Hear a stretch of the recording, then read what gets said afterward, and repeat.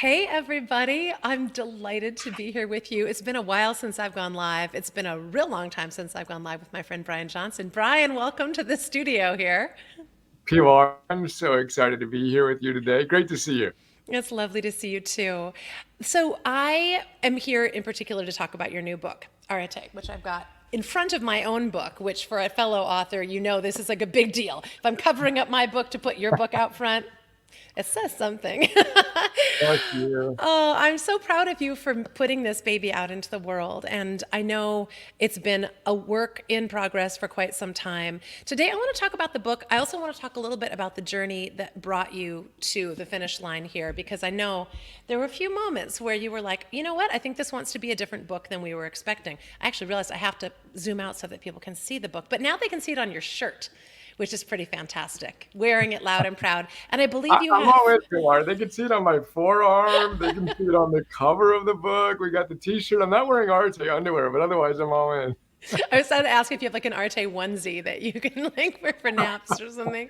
Got a sweatshirt over there. Let's go. Oh, well, let me start back just a little bit because some folks who follow my world and your world have seen us in each other's worlds for a long, long time, decades now. You were on our podcast when we were doing the regular podcast, The Living Experiment, a couple of times.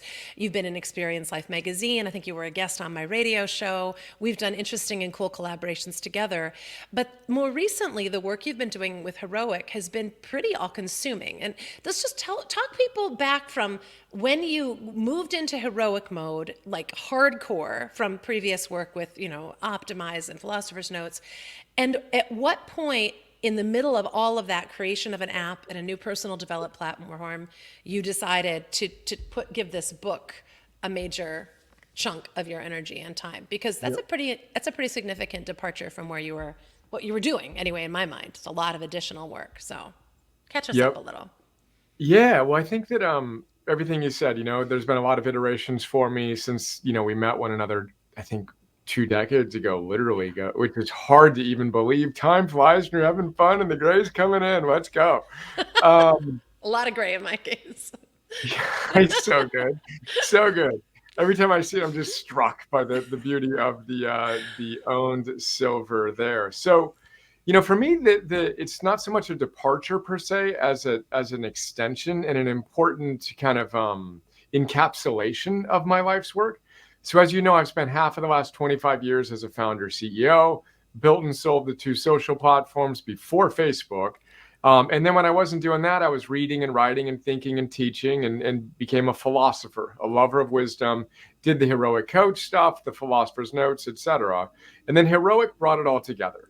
So on election night 2020, politics aside, woke up and said, look, I've waited for 17, 18 years for someone to create an answer to the social dilemma. Tristan Harris's great documentary on Netflix about the unintended catastrophic consequences of attention economics in social platforms. And again, you interviewed me when I was running Zods, Yep. which had 250,000 people in it before Facebook, 18 years ago. So had that platform endured, it died a sad death, as many startups do after we sold it to a publicly traded company. But anyway, Heroic was born that night, election night 2020. We did the crowdfunding where we were blessed to have the support to make history as the first company to ever raise 5 million. People were hungry for heroes. They want to see a different, a better world, and they believe that we can help by creating this social training platform. But the vision was always to bring the book to life. And I've waited for a long time to do it. And it's really the distillation of my life's work. So it was a big lift. But Patrick, who's behind the scenes here, and Michael and Yana and our team, and of course, our publishing partners did a lot of the lifting with me. And essentially, it's a best of. It's 451 of the absolute best ideas I've ever studied over the last, 10, 15, 20 years. Micro chapters, these little ideas, hopefully any one of which can help improve your life. And in aggregate, can help you, as per the subtitle, activate your heroic potential. But I've waited a long time, and we're really excited about it. I'm proud of it. And now we're all in on we hope that it will help catalyze our movement as a concrete thing. Like people, they pick up and they read books. It's easier to describe and to understand than an app, Yeah. which is kind of abstract, Yeah. So that's now a long answer to your short question, but some of what led us to where we are today with the book. Oh, well, I'm really glad you mentioned the thing about the physical book because I agree with you that while apps and interactive tools can be really helpful, like, Fitbits and Oura Rings and all of that can be really helpful, there is something about having a tangible object in your hand, and particularly you talked about like the attention economy. There's something personal that happens when you are on a page and you can turn a page and get to the next thing, but it doesn't suck you in a kind of abusive way that I think electronics do. So there's a purity to my attention when I'm dealing with a physical object. The other thing about it, which I really like, as you mentioned the format, it's these very short, it's like a devotional, really. You can have these individual pages that you could read one a day or one when you have a moment, like with your morning minutes or whatever. But I described with my book, like, I want people to feel that just by having it in the room with them, there's a transmission, there's a talisman kind of quality to it of like remembering. And the title, Arete, we have to talk about that, like what that really means for people who have not yet dived into the whole thing. It's a call, really, to like with my book, Healthy Deviant is a call to an identity of like, remember, I can deviate from unhealthy norms. Arete is a call to action in and of itself, just the title, just the t-shirt. Would you talk a little bit about what it means for folks who are unfamiliar with the rallying cry? Yeah, there's so much in what you just said, but yeah, so we'll go straight into Arte and then kind of dance around, I imagine. But the way I'm framing it up, I was just at the Conscious Capitalism event last week, where we spent so many, great moments of conversation over the years. And, we brought the books and I literally personally handed it to, if not 100 people, a lot of people. And so the way I described it was that Arete is the one word answer that the ancient Greek philosophers like Aristotle and Plato and Socrates and the ancient Roman Stoics like Aurelius and, Epictetus and Seneca would give to the question of how to live a good life. So Arete is literally their single word answer. We translate it as virtue or excellence, but it means something closer to expressing the best version of yourself, Yeah. moment to moment to moment. And the way that I like to describe it is if you're capable of being this, version of yourself and you're actually being this, and there will always be those moments, but Yeah. it's in those moments in which we're not expressing the best version of ourselves because of, to your point, oftentimes the habituation to the unhealthy cultural norms that it takes heroic courage to deviate from them and to be that healthy deviant. But when there's a gap, that's where regret, anxiety, disillusionment, all the other things exist. And again, it's more nuanced than that. But in those moments, and if you aggregate enough of those moments, you want to give up. You want to numb yourself, and life becomes really, really hard, and it loses a lot of the joy. Now, if you close the gap in any given moment, again, never perfectly, but more and more consistently express the best version of yourself, there's no room for all of that negativity. You feel a deep sense of what the Greeks would call eudaimonia, Yeah. which means good soul, a deep sense of joy and meaning and purpose. And you do that by living with Arte. So that's my life's work. It's why I tattooed my body with it. We were going to call the book something else, and I'm like, wait. It's Arete, in a word, it's Arete. Oh, but it's not even an English word. How do you pronounce it? How do you spell it? But this word should have never left our cultural vernacular from my vantage point. Yeah. It's such a precious, beautiful, sacred word. All ancient wisdom traditions, modern science affirm this idea and confirm this idea that a good life comes down to being your best self in service to something bigger than yourself. And doing so is a 2,500-year-old challenge. Hercules was a healthy deviant. He was seduced, like the goddess of Arete. When you were holding that book up and you were talking about a talisman and purity, you know, Arete was an ancient goddess, the goddess of virtue. And she was the one who counseled Hercules when the goddess of vice, who pretended she was happiness, tried to seduce Hercules. This is a 2,500-year-old challenge. Yeah. But you are literally, in many ways, the embodiment of that for me. And I've shared this with you before with your Greek origins and that beautiful, austere, great My little silver halo. hair. Oh, it's so good. But anyway, we tried to represent that in the book, by the way, to capture the elegance, the simplicity of the goddess of virtue of Arete. Very So clean, very that was simple, that and was lovely. part of the important visual design. Yeah. Again, long answer, but that's Arete, and why it's so important to me. Well, that piece about, I think now that phrase, best self can be kind of tossed off as, it's a little Oprah mixed with whatever the kind of self-improvement zeitgeist of a certain era. But I do believe that the misery of our lives lives in that space between what we're called to be and what we show up with. And we show up with what we show up with because of trauma, because of conditions that are not ideal in any way, shape, or form, nutritionally, environmentally, socially, politically, environmentally.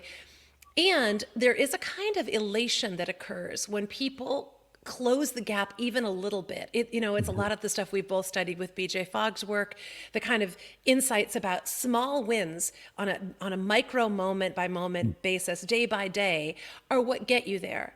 And sometimes I think that it becomes a bludgeon and a self limiting thing for people to have this vision that's so far out away from them that they want to be, let's say, oh, Brian Johnson. And I get this, people like, I want what you have.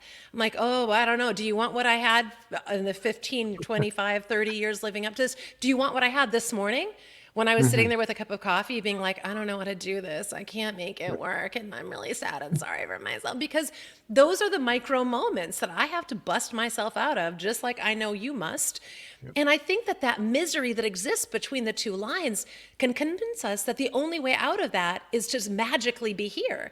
And I really think it's like that journey that we go through going, I can show up a little bit differently. I could apologize, sincerely. I thought of you. Actually, just a couple days ago, I had a micro argument with my younger sister, who is the dearest, most wonderful human being. And sometimes, being sisters, we trigger each other. So she said something and I said something, and she thought it was a little judgy, and I thought the way she was saying it was a little judgy. And we stepped away from each other for, I swear to God, it was about 65 seconds. And I was like, this is not who I am. I do not leave a conversation with my beloved little sister like this. And I went back and I just said, I want to talk about just what happened. That was funky. That wasn't really how I wanted to land. And it was like the sweetest moment. But that moment could have ruined my whole day if I had walked away. And there was a time in my life where I didn't know better, and I would let those things fester. And sometimes it's with other people. Sometimes it's with us. Sometimes it's in that space, the argument between. Okay, so I want to say that all in affirmation of the beauty of life is in the journey from here to here too, on an ongoing basis. And I feel like part of the way that you designed this book, I think, with these smaller, big ideas, but divided into small pieces, is kind of meant to meet people in that smaller space. Like from here to here, you can grow quite a lot. Talk to me a little bit about that format change, because I remember actually blurbed the book based on a bunch of things that I'd seen in the intro and everything. Before the book came out, though, you made a pretty significant pivot partway through. Talk about that for me a little bit. Yeah, well, first I want to highlight, if I can, just that it's a moment-to-moment thing. The hero's journey, the heroic quest, isn't a once-in-a-lifetime thing. It's not a once-in-a-decade thing. It's not even a once-in-a-year thing. And it's not even a once-a-day thing. It's actually moment to moment to moment. So for me, my example would be, we can start a stopwatch, rewind, within the last 24 hours, and you'll find little micro moments of that with me. I have an 11-year-old and a 6-year-old, very high energy. I have a very intense, opinionated wife, and I'm a very intense, opinionated guy. So, it's not about perfectly getting it right. It certainly isn't about shaming yourself because of the gap between where you are today and where you think you should have been. That's a source of great suffering. Nor is it about always looking forward and not appreciating where you are. The reality is, what I'm thinking about here is like a really engaged, heroic, Eckhart Tolle power of now. But what does that mean? But I think when we look at it and say, look, in any given moment, we have an opportunity to step in between the stimulus, our stress or overwhelm or whatever, and choose a better response. As Frankl said, in that gap between stimulus and response is our freedom. But anyway, for me, I do the same thing. I call it repairing, based on Dan Siegel's work of, oh, shoot. And then I model it with my kids. Oh, I just flipped my lid, he says. I got impatient, and this led to that, and I'm sorry is the quickest way to repair. And if I could rewind, I would have done this. Yeah. So that's a big practice for me, and a really important thing to emphasize. We're not talking about photoshopped, airbrushed, I'm perfect. And boy, if you work harder, then maybe one day you'll be as perfect as me. Bring Alexandra in here. She'll tell us you. all. And so that humility, I think, is important. But I love the way you framed it up, but it's a moment to moment to moment heroic quest. There's Yeah. always that voice literally begging us to be our best selves. We just need to more consistently embrace that. And before I get to the book, BJ Fogg, in one of the early chapters, I talk about this. Most people think because they failed to change their life or to change X, Y, and Z, or X, Y, and Z behavior, that it's a character flaw. Something must be wrong with me. He makes the really important point that, but what if it was a design flaw? What if you've never been taught how to actually effectively change your life? And what if we approached it with compassion and excitement, and not as a chore, but as a gift you're giving to yourself? And then we got good at it and we put in the effort to master a craft of behavioral change. But there are certain tenets, design tenets, that we can employ that will make it a lot more fun and easy to change our lives. But that arose for me while you're reflecting on that. And I'm happy to immediately go into the book, or do you want to talk about that? Because I just said a lot. No, no, no. I mean, we're going to be talking about the book. Well, we're going to have a while to talk about the book. But I will say, I think, one of the points I make in my book, too, is that relative to the design issue, is that our behaviors, our choices are constantly being designed by the society that we live in this unconscious sometimes way. But we often fail to remember that this way that we're living now is one that predisposes most people to making less than ideal choices all day long, to having less than ideal reactions, to having post-traumatic responses and reactive responses, and to then robbing us effectively of a lot of the more conscious opportunities we might have to make choices. So in the Healthy Deviant, I talk about the fact that there were 2.5 million years of human history where we lived as hunter-gatherers, mostly in tribes of mutual support and survival. And our behaviors were designed into our days. We learned certain skills. There were elders who were there to call us on our bullshit if we were acting out and behaving in ways that weren't in the best interests of our own and other people's survival and thriving. And we learned from our parents and grandparents and their grandparents, very up close and personal on a daily basis, how to live. How then must we live? This is how. This is how grandma, great grandma, and so on. Now we're living in ways where there's almost no models for in our intimate world, for people who know how to live successfully under the circumstances we are living in now, which are unprecedented and fast changing. So it's interesting, when you look back to the Stoics, you mentioned the whole, chorus of them. True in all of that is that those are strategies for living that have worked well for millennia, including not so far past the agricultural revolution. But even so, applying Stoic principles in the current universe that we're living in, with the distractions of electronics, with the incursions of messaging that gets us everywhere, you mentioned the 2020, the insanity of the election cycles that we go through and the kind of results of that, the frenzy, the response, the anger, pulling people back into moments of choice, moments of clarity, moments of belief that they can do it, I feel like is a very different job now than it might have been at the time of the Stoics. There's more noise to overcome, there's more friction, and I think there's more cycles of trial and failure. Fast cycling, I'll try a diet, I'll try a workout, I'll try a program, an app, a ring, a thing. And when people have those repeated experiences of not living up to the ideals or standards that they've had, and sometimes it's reading Stoicism, it's like, this is who I want to be. That try-fail cycle is such a devastating, de-energizing place that unless people find the baby steps out, I think it can feel like the chasm is just too great. And that learned helplessness sets in, that I can't do it. This is just for other good people who don't have this character flaw. And I think you're doing a really wonderful job, I think, of disillusioning people. Like you're taking people out of that illusion into small scale opportunities for change and success, and for Arete, for like closing that gap.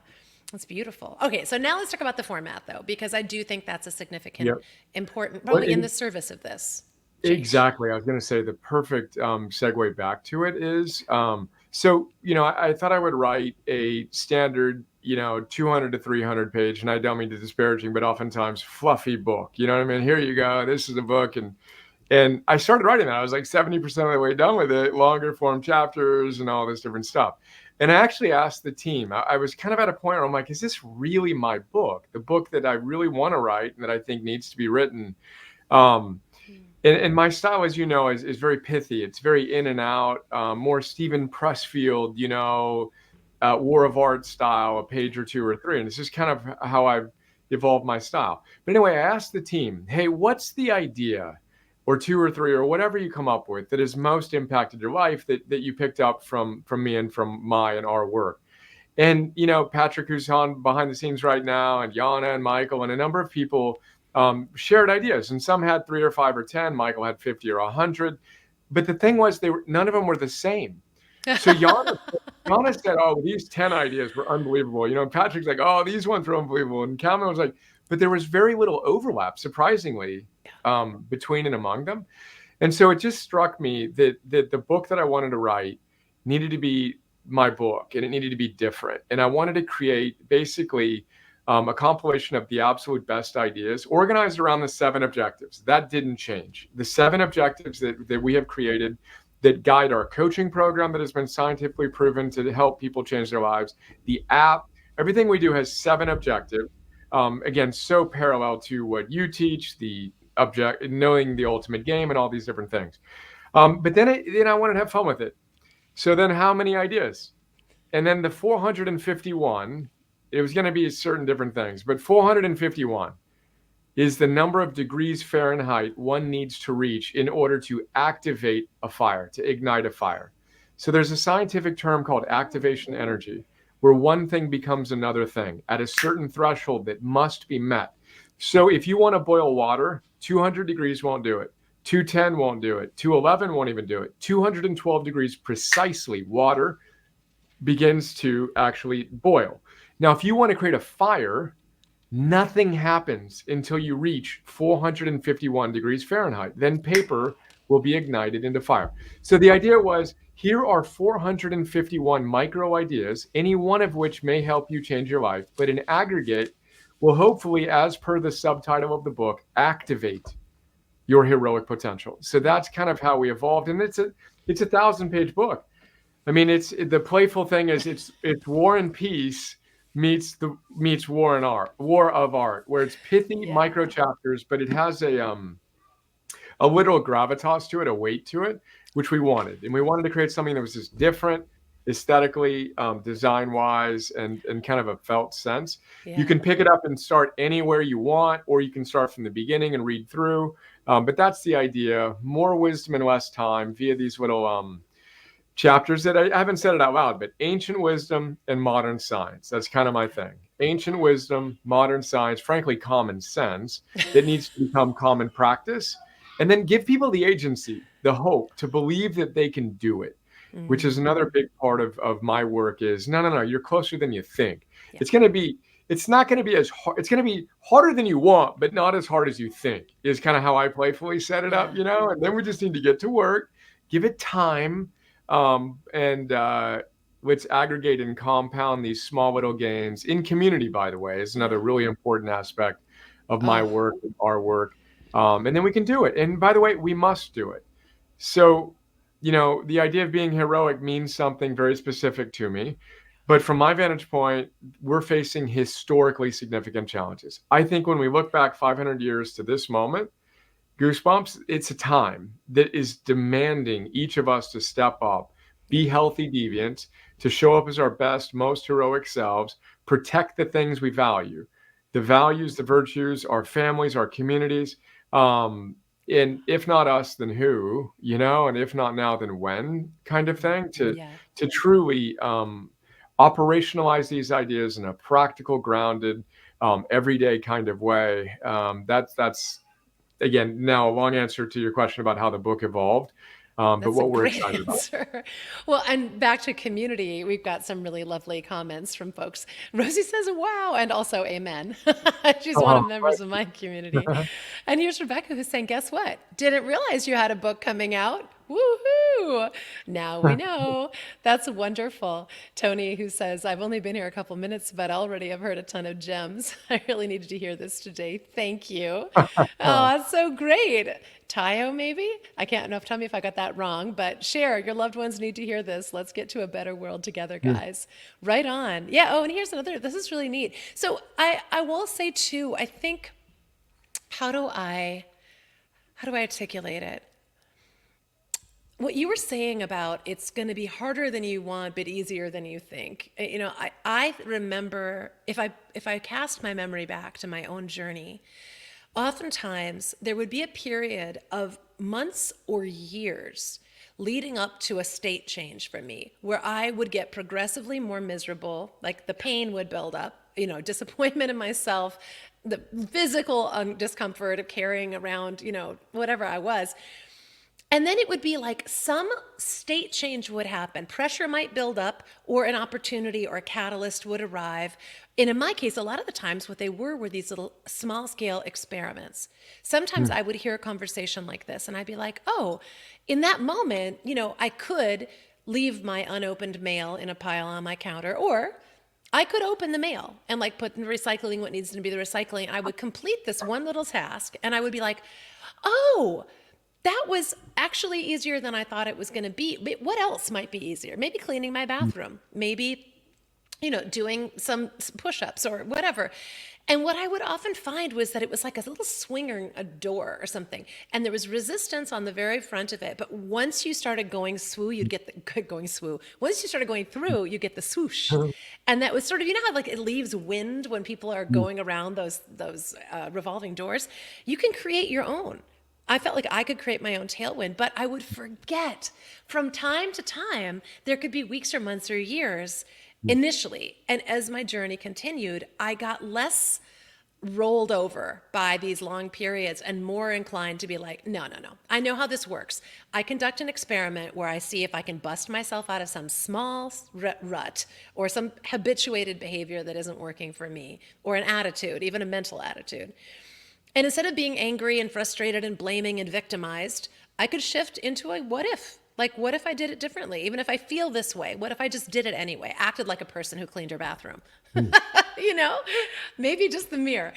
And it was incredible to Mhm. me how often this seemingly big change, that activation could happen from, like you said, from 450 to 451, two very different things. And Yep. it reminds me too, Brian, of this scene I use a lot in my own presentations of Castaway.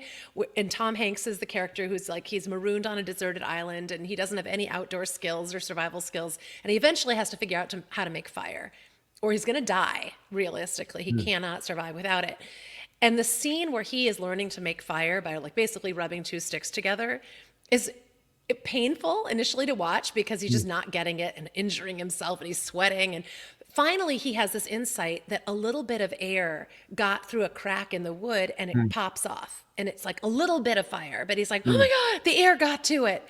And he Mm. suddenly has this instinct and awareness that, of course, fire takes oxygen to Mm. burn. But now he does it and it pops off and it's just like it changes everything. But if he'd given up one, before that, the crack wouldn't have happened, the oxygen wouldn't come in, and he Mm. probably would have just perished, no fire, on the deserted island. And I think we have, when you say community, I think one of the greatest values of community is that we encourage each other to remember those moments of like, just a little bit further, try it just another way. Maybe it's just a state of grace that's going to happen tomorrow. Or, with addiction, it's one day at a time. And some moments seem so difficult that they can't be gotten through. And then the next minute it's behind us and it's a story we're telling. So I think it's pretty powerful stuff. And back to the format, I think the combination of lot of little entry points into a bunch of very big ideas Mm. is a very generous way to interact with audiences of this time. And for my book too, I was like 5 parts, open it wherever you want. I have a lot of people in my community now kind of oracle reading, which I'm a big fan of, by the way, where you open the book and just be like, and I could see how with Arete, that could be a really fun game to play. Like, what Mm. do I need to know today? Ballet, anyone? I can't wait to find out what that's about. So how has response been from your early readers? What are you hearing back from people? We're so blessed. Everyone has been so gracious. We've sent out a lot of advanced reader copies to people that have bought, kind of the pre-order or whatever. The feedback's been great, and affirmative of exactly what you're highlighting. Just that, again, it's ancient wisdom, modern science, and just common sense that's made into a practical set of tools. I'll tell you what, we've been blessed. You wrote a beautiful endorsement for the book. We've been blessed to receive a number of endorsements, some of which make me blush. But the one that Yes. frankly most struck me was a new friend of mine who's a military officer who left the book in his car, and his 11-year-old son, there was a soccer tournament for his brother or something. 11-year-old son found the book, picked it up, and stayed up late on a Saturday night reading the first 100 pages. He was so engaged. So it gives me goosebumps saying that. Like, I'm like, oh, that's it. Because I dedicate the book to the reader, who is the hero we've been waiting for, my wife and my kids, and then the readers' kids if they have them, and this idea of raising the next generation of heroes. So that's frankly the feedback I'm most proud of, is to be able to create something that is engaging enough for an 11-year-old who clearly is interested, but finds it compelling, which has been a big part of my work, is to try to make self-development and this idea of becoming our best selves, not the manic extrinsic fame and wealth and hotness. I'll teach you, whatever. I think it's actually a pretty good book, but to be rich and all the other things, the secret and all this stuff, but to make the heavy stuff, the virtue stuff, the real important stuff with gravitas that matters, the hope, the meaning, and the virtue-based living, compelling and exciting and interesting, and the most powerful and fun and important game that we could play. Yeah. So that's been some of the feedback, and again, just feel blessed and excited about it. I mean, I'm proud of it. We worked Yeah. hard. I've worked hard for the better part of half of the last 25 years putting this thing together, and we're really, really you know me. I've been a hermit. I've been in bubble wrap, just kind of reading and writing and thinking and whatever. Everybody else can go promote. Now I'm like, no, I'm all in. We really are excited about this as a way to help catalyze our movement, we Yeah. hope. And yeah, so that's Yeah. where we're at. Well, we would be remiss if we didn't talk about the movement and about the platform, the app, the community that you've been building, because I do think choosing to live this way is a departure from so-called normalcy. And I often talk in Healthy Deviant world, we talk about the importance of first becoming aware, amplified awareness. Second step is preemptively repairing yourself so that you don't get overwhelmed by the damage that's being done to you by being in an unhealthy culture. The third part of it is raising your game. And this is a big chunk of what I feel like this is a great guidebook to, day by day, how to raise your game, while also building your awareness and repairing yourself. But for me, the fourth part is a phase I call Be the Change. And in phase 4 of my Healthy Deviant You work, phase And 4, you did that artwork as well, yeah, didn't you? I made the little So guy. good. It's so Everything has a little image. good. I But love this it. is about stepping into your Healthy Deviant identity and about gathering and building your own Healthy Deviant community, or your Arete community, your heroic community. If you are hoping to elevate yourself, it's purely selfish for me, honestly, to surround myself with as many other people who are walking this path as I can, because I need the buffering from the unhealthy world. I need the encouragement on a day-to-day basis. And I need the proof of concept over and over again that yes, these small-scale decisions that we're making on a daily basis do make a difference for me and for other people. I get inspired all the time. People like Rosie, and she says, look at this. It's amazing the difference encouragement makes. Yes.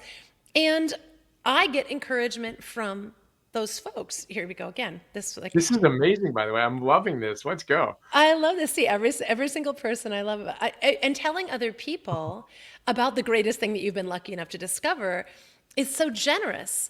It's also selfish. Like, I want to program reality in the best possible way, and each of us casts. It's like, if you've ever seen, remember during COVID when they would show us what a cough does on an airplane, Mm. and it's just like the microbiome of that kind of bad Yeah. version of contagion spreads. The same thing is true of our positive contagion. It really, if you get a density of enough people kind of positive, bouncing positive germs or vibes off each other, it's catching. And I do think whether you have your own biological children or you just look around and care about the generations coming up with you, whether they're plants or animals or people or forests or the climate, whatever. If you give even a small crap about any of that, knowing that the small daily decisions that you're making to close the gap between kind of crappier than it needs to be and as good as it possibly could be, like that is an exciting place to play with other people. It's a beautiful form of co-creation that just gives me like this TJ says, they're healthy deviant saying, yes, beautiful. Oh, that's so great. I love it.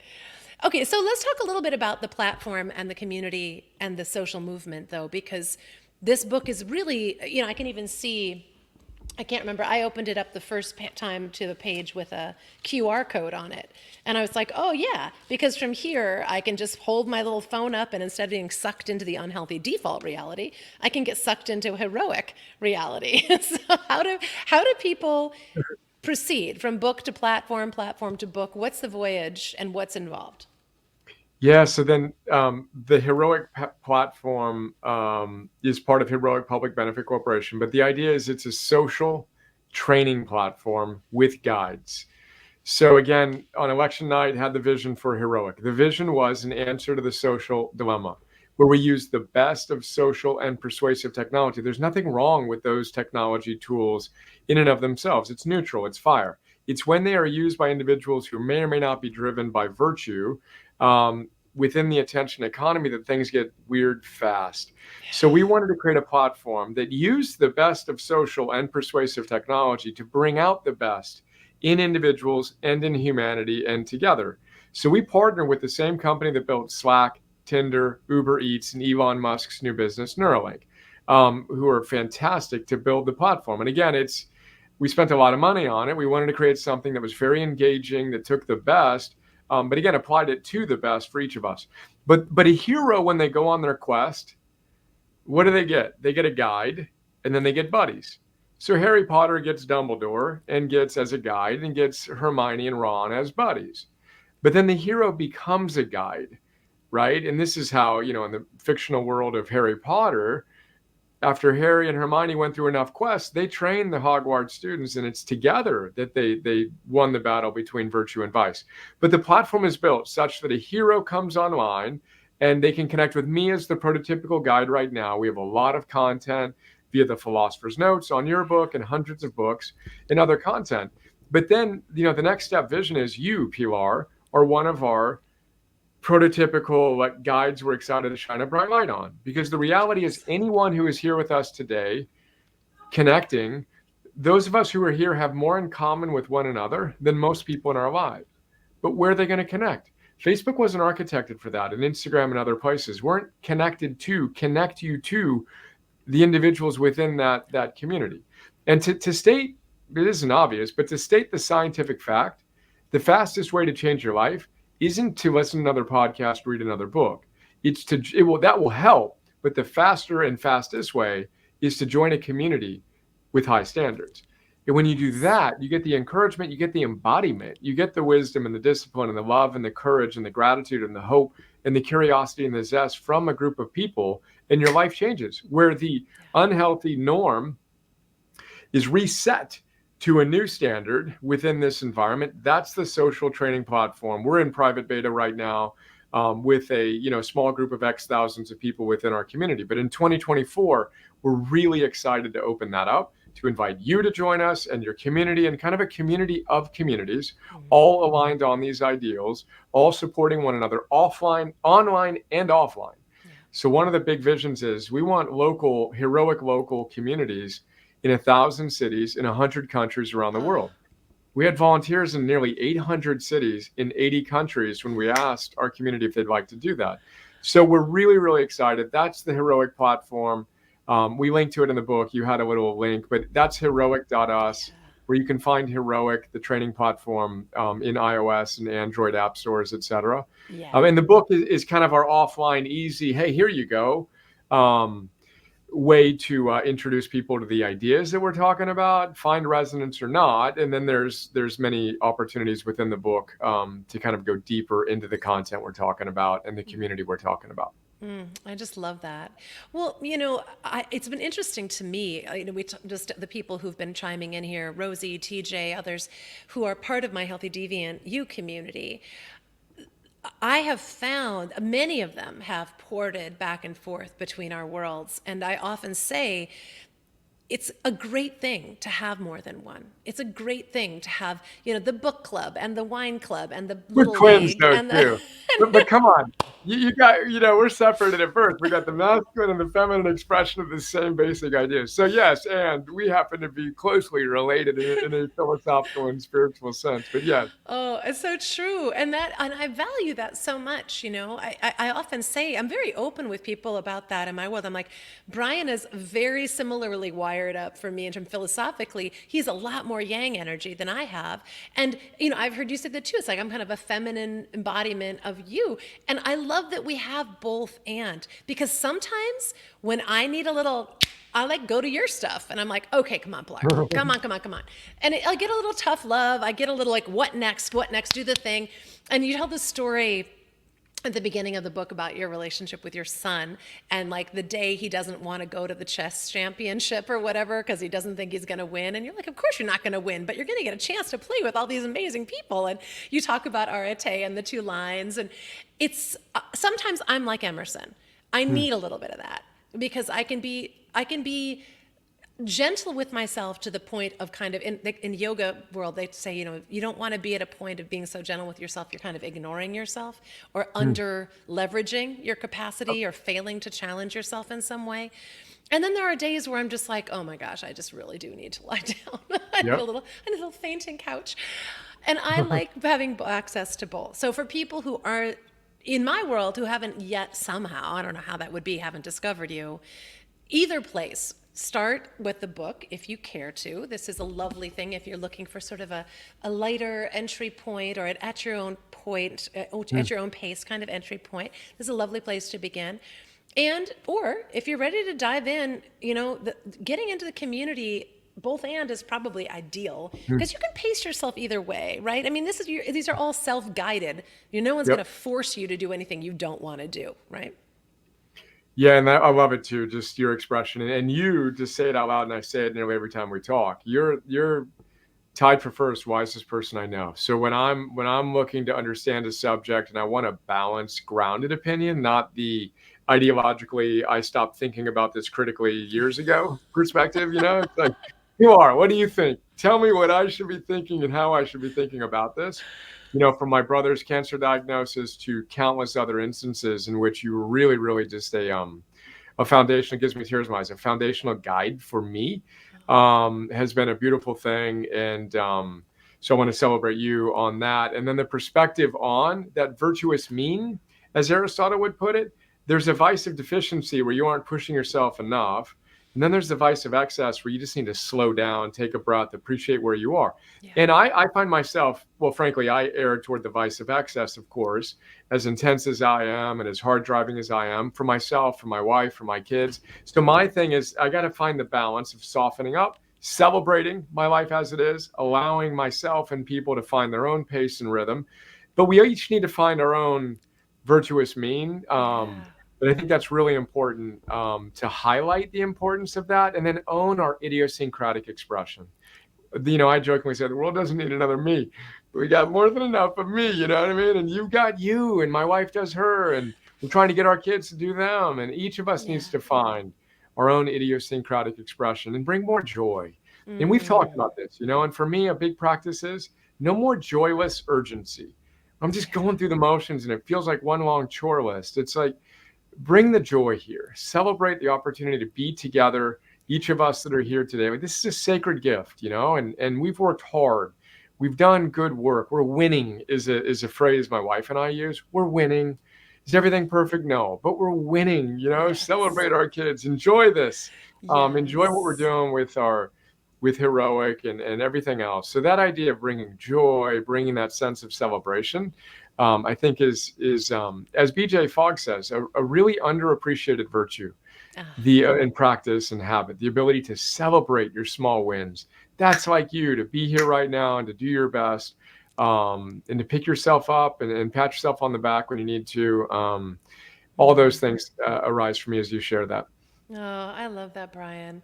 Well, I'll close on this idea because I know I want to respect your time too, but that experimenting with different ideas, experimenting with different trial and error strategies, experimenting with your own capacity, running up against your own limitations and being like, okay, like I think you gave me the term craptastic. Like, well, that was craptastic. I'm going to start again something else. But like, Perfect. you and I have both tried, I wouldn't say and failed at a bunch of different things, but we've tried and found things to be less joy filled than we would like I'm them to happy to be. raise my hand and say, yeah, yeah, baby. But we didn't waste the data. But we didn't waste the data, right? That Right. became it's win or learn, truly. Yeah. And learning is winning. But continue. Sorry. Yes, we have both No, no. experienced.